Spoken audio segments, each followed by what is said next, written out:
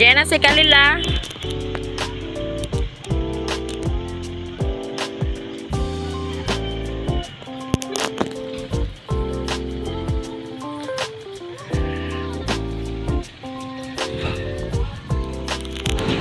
Ganito talaga madalas ginagawa ng mga pamangkin ko.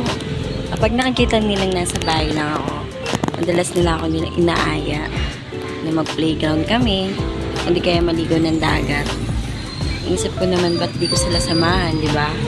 Kasi minsan lang tayo maging bata or sila. Sa kabila pala siya.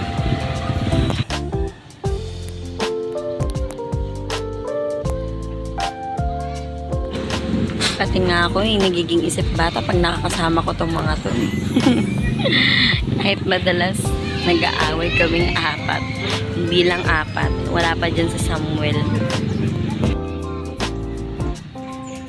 Ang init. Alam niyo, sa totoo lang, kahit nagiging masungit ako sa kanila, hindi man minsan madalas, pero hindi ko alam bakit magaan loob pa rin ng mga bata na to sa akin. Hindi ko maintindihan. Samantalang hindi naman lahat ng gusto nila binibigay ko. Pero yung makakapagpasaya sa kanila na alam ko, sinusunod ko sila. At tulad na lang ng pag-playground namin. Minsan naman, eto si Jenna talaga, Janelle, hilig mo kaya maligo ng dagat.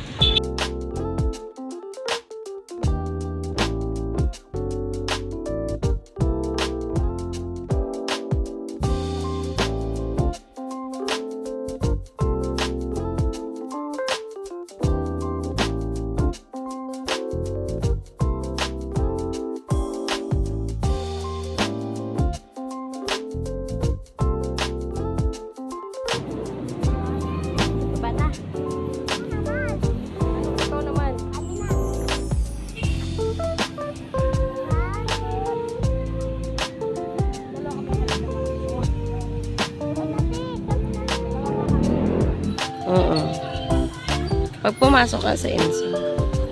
Kanina pa nga yun. Minsan lang sila maging bata diary. Kaya madalas pinagbibigyan ko sila sa kung anong gusto nila pag nasa bahay sila. Tumatambay. Kaya naman kahit madalas naging masungit man ako sa kanila, sana maintindihan din nila paglaki nila kung bakit. Kasi minsan kasalanan din talaga nila. At hindi nawawala yun sa mga bata. Hindi naiiwasan yun. Naong ni Jenna, oh.